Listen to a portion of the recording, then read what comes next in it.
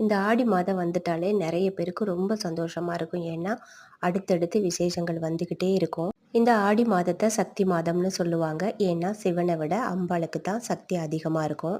இந்த ஆடி மாதத்துல ஒரு சில அம்மன்களை தேடி தேடி போய் நாம கும்பிடுறதுனால நல்ல நல்ல விஷயங்கள் நம்மளுக்கு நடக்கும்.